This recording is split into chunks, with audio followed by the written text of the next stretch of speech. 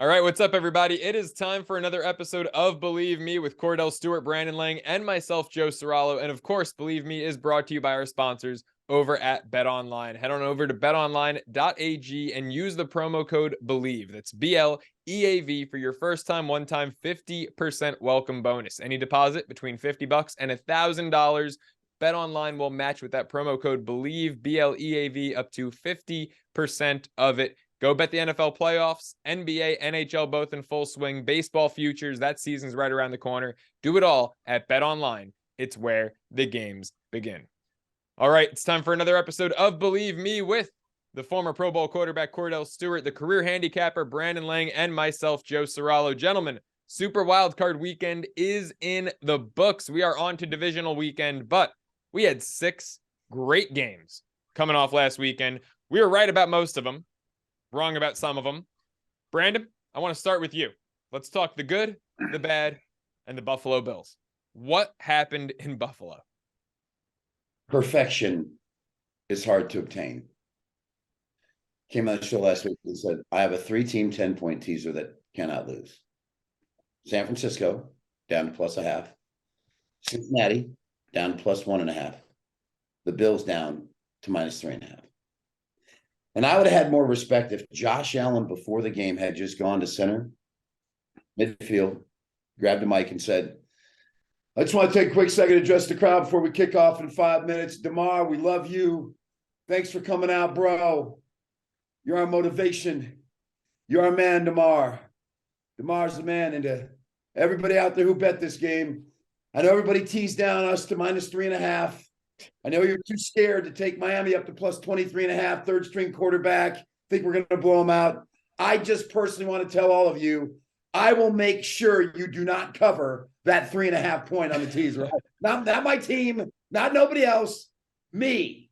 I will make sure, because in the third quarter, I'm going to strip sack fumble. Watch the way I flop it on the ground. It'll be a thing of beauty. Almost like Tom Cruise in The Color of Money, where he barely missed the ball against Paul Newman in the semifinals to make a little extra cash. Well done. So I'm going to make sure you don't cover. I'm going to turn it over 7 times. I'm going to fumble and throw picks just to make sure we only win by 3, because that's what I do. That's who I am. I'm Josh Allen. I just make mistakes because I'm an idiot. How you really feel, Brandon? I mean, look, I couldn't agree with you anymore right now, Brandon. I had him teased down to -6.5. I'm livid. Unreal.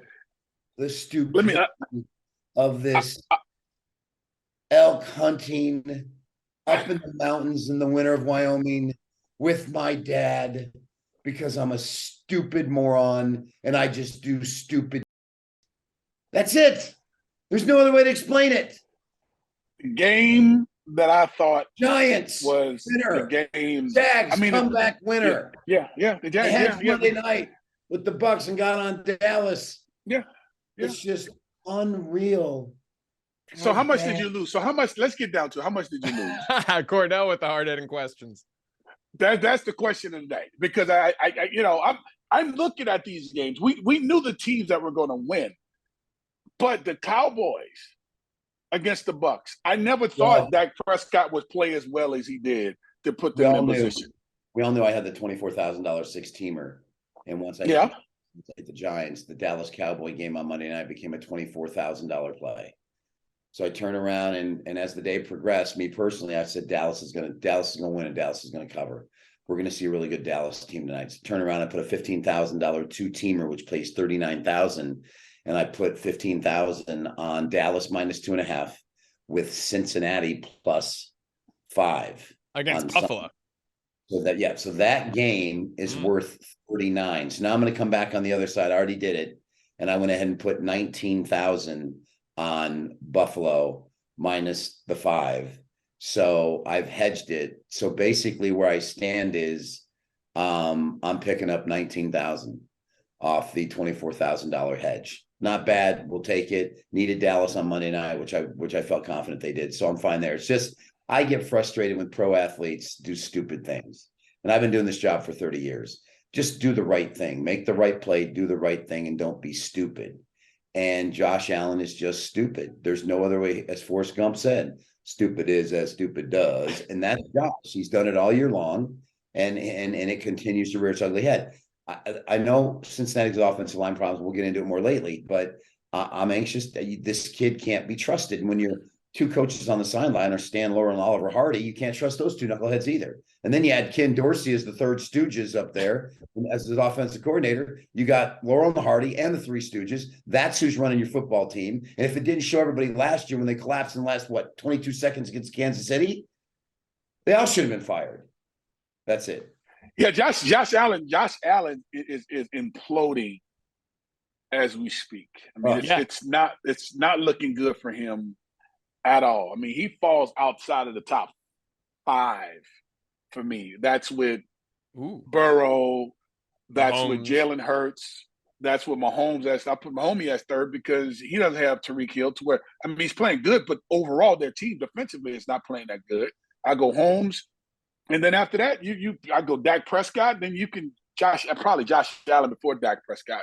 But it's just what Josh Allen are we going to get? And look like he's running out of gas. He's making too many bonehead mistakes this point in time of the year to where I think it may cost him as they move forward.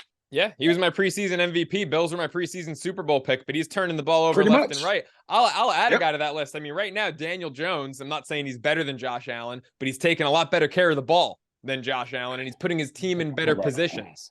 Gamble has for you, Joe, because you are a Giants fan, he is doing something that I would say we probably hadn't seen him do, right? Which is he's taking care of the ball. He's throwing it well. The running game is outstanding, but most importantly, the runs that he made against Minnesota, I haven't seen it be done. The timing and the effectiveness of what he did with running the football in that game lets me know that all these teams that we have left, they all can move. The question is who's going to turn it over the most or who's going to turn it over the least, and I think that's the team that's going to end up winning. That's what's going to happen. So let's dive in, gents. Let's dive in. Saturday, Chiefs, Jags, Kansas City, 8.5-point favorites in this one at home. Brandon, starting with you here. It's a big number. Now, they did already beat Jacksonville this year. They beat them by 10. Jacksonville riding a little momentum after a putrid first half, came out in the second half, turned that game around. Crazy comeback win. Third biggest comeback win in football playoff history. So which side are you on here, Brandon? Chiefs minus 8.5, or do the Jags keep it close? In my fairy tale of Cinderella, since I'm a freak, she didn't lose the glass slipper. Cinderella's wearing a pair of black thigh-high boots with 6-inch heels. She was ready to get a freak on with the prince. I mean, she went to the dance and the ball, and she had the Julia Roberts getup from Pretty Woman. She was strutting her stuff on Rodeo Drive. Well, that thigh-high boot, like Julia Roberts, the zipper was stuck and it was falling apart because that's what's going to happen to Jacksonville here. It's been a good run. Worst to first. It's been a good run. But you look at the emotional win over Tennessee. You look at the emotional win over the Chargers. And now you're going on the road with the second worst pass defense in the NFL with Andy Reid out of a bye week with a number less than 10. So all you need them to do is beat them again by 10. They were actually up 17 in the fourth quarter. They didn't play well. They turned the ball over 3 times in that first meeting and still were up 17. They went up and down the field on them all game long. I think they punted twice in the whole game. It's been a great story. But at the end of the day, Andy Reid, 15 of his 19 playoff wins, ladies and gentlemen, have come by double digits. Wow. I will force the Jags to show me they can get up, go on the road, and hang with KC. I'm going to lay the wood. Kordell, what about you, man? I mean, I feel like you've been riding Mahomes a lot this year. Chiefs are not really a good covering team, but you've got the number 1 pass offense in football, Kansas City, versus a bottom 5 pass defense in football.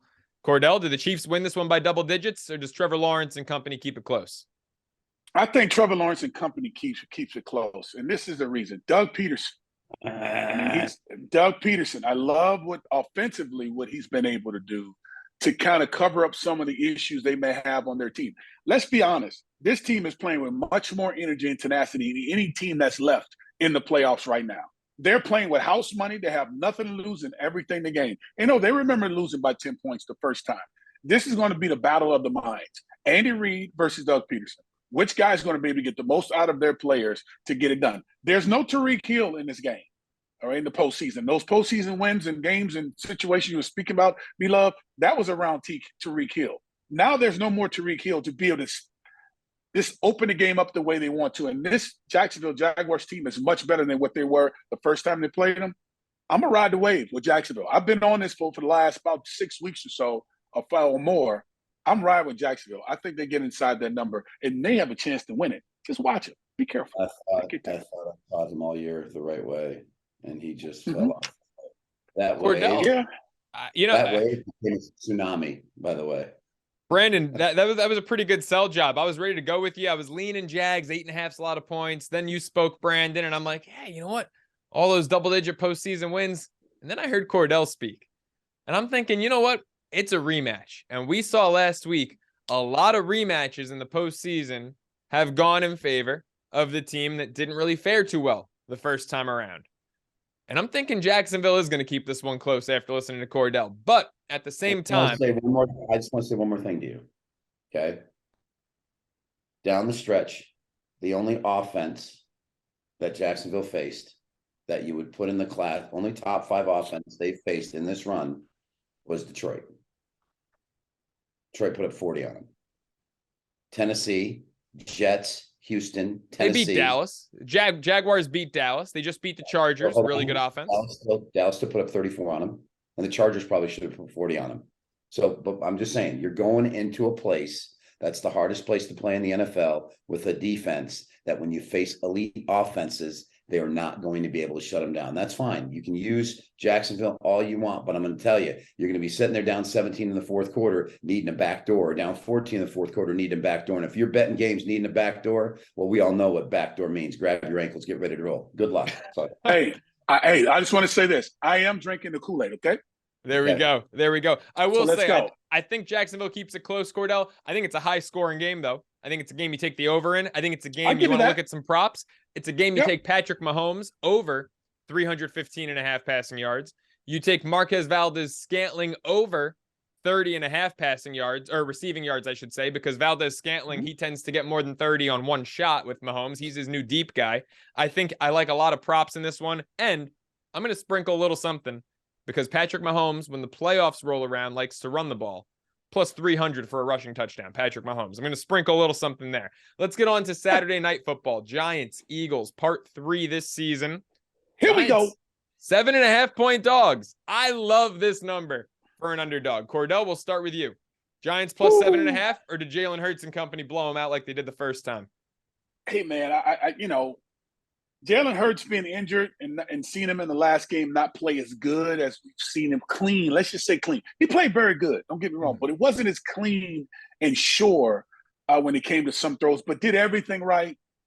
Didn't look bad at all, but the stakes are a little bit higher. And that team and the Giants, they're coming in blazing hot. I'm talking stupid fire for revenge. As we were talking about earlier, the team that ended up losing the first time ends up coming back with some revenge. They are really ready and primed, Saquon Barkley and Daniel Jones, but I still don't think it's enough fire to handle the pressure of this Eagles team. They know what's at stake. Jalen Hurts is built for this. I'm going with it. I say they win by 2 touchdowns. Eagles by a couple scores. Brandon, which side are you on? Last week of the regular season, the Philadelphia Eagles needed a win to clinch home field advantage in the NFC. The Giants trotted out their second stringers. They trotted out their third stringers. They trotted out their fourth stringers. They trotted out practice squad guys who hadn't seen action all year.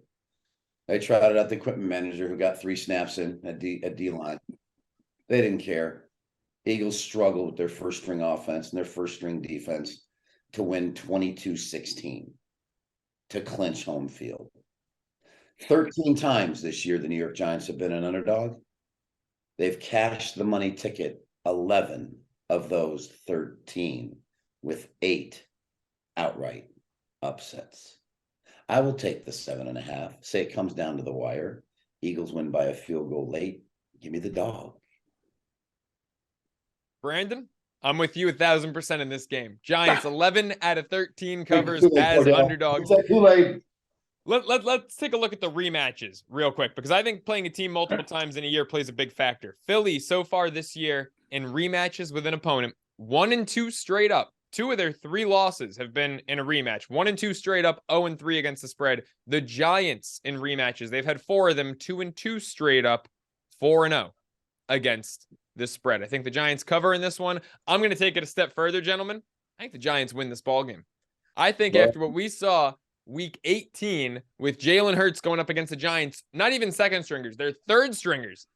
I think the Giants win this ball game. They were in that game all the way through for 60 minutes. I think they're going to come out here. They're playing loose. Daniel Jones is not making mistakes. The polar opposite of Josh Allen, who we're going to get right into. Saquon Barkley is running the ball so damn well. I mean, he set the tone right out of the gate in that first quarter against Minnesota. Yep. The Giants, they've got onions right now. They've got a pair of them. Everyone from Brian Daboll down to every guy on that roster. I think toughness at this time of year, I think toughness can really be the difference maker in this one. Plus, I'll give you another prop. I said Mahomes to score a rushing touchdown plus 300. I kind of like Daniel Jones plus 230 to get in the end zone with his legs in this one. Let's get over to the Bengals and the Bills. Sunday morning action, and the Bills, pretty big favorites. 5.5-point favorites in this one. Kordell, starting with you. Is that number too big? Will the Bengals keep it close? Will the Bengals win? Or does Buffalo win this one by practically a touchdown or more? I think the Bengals win by a touchdown or more. And the reason I said that is wait, the Bengals or the Bills? The Bengals. So you're taking the underdog to win it outright because the Bills are favorites in this one. Yeah, I'm going with the Bengals. Plain and simple. I tell you what, the Bills, what Josh Allen has done over the past few weeks has really caused me to scratch my head, because I was one of those people too that was talking about them actually getting a rematch against Kansas City in the AFC Championship game and moving on to the next level. The sleeping giant, and I like to call him the sleeping giant because while we're talking about him, we're really not saying much about the Bengals with Joe Burrow. And people acknowledging it, they're seeing it, they're saying he's getting hot at the right time. But if you really watch the way he plays the game, it's mistake-free. You don't have to be concerned where he's playing, whether it's on the road or at home. He does everything the way you need him to do it. Special teams, offensively, defensively, they're all playing lights out. You saw the last play they had against Huntley. When he sticks the ball out from the 2-yard line, they heads up play by the defensive player to knock it out, and they take it back to the house, 98 yards. That's the type of football that you see late in the season and also in the postseason. It takes those couple of plays to get those teams over the hump. This team is not being denied. I like the Bengals. I think they win by a touchdown. Wow. So going with a 5.5-point dog to win it outright and win it by at least a touchdown. Brandon, I have a feeling I know which side you're on here after your little Bills rant, but why don't you just tell us for good measure? Peter Paul, Almond Joy's got nuts. No, you don't. Some teams make you money. Some teams don't. The best team in the NFL against the spread this year are the Cincinnati Bengals. All they do is make you money. Now, last week against Baltimore, divisional opponent, you know each other, they didn't cover. Conversely, the Bills playing Miami a third time didn't cover. But the Bills find ways to lose games against the spread and not win games against the spread. Am I concerned about the offensive line of Cincinnati? Oh, absolutely. Reminds me of the Super Bowl against Tampa Bay when Andy Reid took that KC offensive line in there and the Bucs just ran roughshod over them and won the Super Bowl. But with that being said, I've called this Buffalo defense overrated all year. Their secondary is a sieve. Me, you, and Kordell could get open on the secondary. I'll get 3 receptions for 24 yards on the secondary at 62 years old in the slot. They're atrocious. I unloaded on the Bengals Monday night, and if not for DeMar falling down and all that drama, they win that game. I don't know if they can win the game outright because of the offensive line. Would it shock me? Not at all, because I called for Cincinnati to beat Buffalo. I think Buffalo's living on borrowed time, so I'm going to take Cincinnati plus the 5.5. You guys made it pretty easy. I'm with both of you. I think 5.5 points in this one is a gift. I mean, I think Cincinnati, this should be like a 2.5, 3.5 point line. I think this game's going to fall on probably a 3 or 4 point number, no matter who wins. But I think that this is as close to a pick 'em as there is this weekend. So for it to be 5.5, shocking to me. Take those points, take those Bengals. And that takes us to the last game. The San Francisco 49ers, Brock Purdy, still undefeated, hosting the Dallas Cowboys. These two faced off last year, wild card weekend. San Fran went into Dallas as dogs, 3.5 point dogs, beat them outright. Now they're 3.5-point favorites. Brandon, which side are you on? I'm going to call for the Dallas Cowboys to go to San Francisco, shock the world, and win the game outright. Wow. When I look at the Niners defensively, I take you back if and Kordell can, I don't know which side of the game Cordell's on, but when you're a great defense, when you're an elite defense, you don't take weeks off. You don't. I don't care who you are. As a reference, see Ray Lewis and the Baltimore Ravens and that great defense that won the Super Bowl when they killed the Giants. They didn't take a week off all year. They pummeled people. And when that Niner defense went on the road against Jared Stidman and the Vegas Raiders and watched Stidman put up 300 and change and 4 touchdowns, and they scored 34 on him, and the Niners couldn't stop Jared Stidman coming off the bench, making his first start, that told me that if you look at the offenses that Frisco's faced all year, it's easy to call yourself an elite defense and call yourself a great defense when you're not playing elite offenses or an offense like Dallas that can test you and strain you. I'm on Dallas. I think they have a chance to go in here and win the game outright. Brock Purdy is going to feel some pressure here. Dallas is going to score. They're going to score, and Purdy's going to have to score with them and deal with Micah Parsons. Give me Dallas plus 3.5, 4. Poor Jarrett Stidham. I mean, Brandon, you think so lowly of the guy you can't even say his name right 4 times. Jarrett Stidham lighting up the Niners defense. This time we're going Dakota Prescott to do it. Cordell, do you agree with Brandon, or do you think the Niners win this one and they do it by at least 4? I'm right with Mr. Irrelevant. Here's a guy that was chosen, dead last in the draft. And here he is. He comes in for his former quarterback in Jimmy Garoppolo, who they paid all this money to, right? This first-rounder kid that got injured early in the year. And here it is. We got Mr. Irrelevant, Brock Purdy, that's just sitting there on the bench just trying to figure it out. So what does he do? He goes out and get the greatest confidence of all. And guess who he ends up beating? He ended up beating the GOAT and Tom Brady. What do you think that did to his confidence? They were already playing really good football. But I think what Coach Shanahan is doing with getting Christian McCaffrey, now you're having back Deebo Samuel. It's hard to figure out what they're doing on offense. It's hard to figure out what they're even doing on defense. Brock Purdy's not nervous at all. He has nothing to lose and everything to gain. The pressure's on Dak Prescott to get it done. Finally got their first win in the playoffs. Now they got to win again, and now get ready to chance to play in an NFC Championship game. I think that's too much pressure. I'm going with Brock Purdy, the Mr. Irrelevant, to get it done. Mr. Irrelevant has caught the benefit of facing offenses the last few weeks for his defense, like Tampa Bay, like Seattle, like Washington, Arizona twice, like New Orleans. He hasn't been asked to win a football game yet. Well, guess what? He's going to be asked to win this one. He's due to implode. That implosion's coming. Drink the Kool-Aid. Where's Kool-Aid? Cordell, what's Kool-Aid, baby? Yeah. You know what, Cordell? Pour me some of that, because I'm going to rock with Brock. I'm going to rock with Cordell on this one. Give me the Niners minus 3.5. And before we wrap it up, I'll leave y'all with this. An 8-point plus 150 odds teaser. Chiefs minus a half point. Giants plus 15.5. Bengals plus 13.5. San Fran plus 4.5. That does it for Believe Me. For Kordell Stewart, for Brandon Lang, I'm Joe Ceraulo. We'll see you next week for Conference Championship Sunday.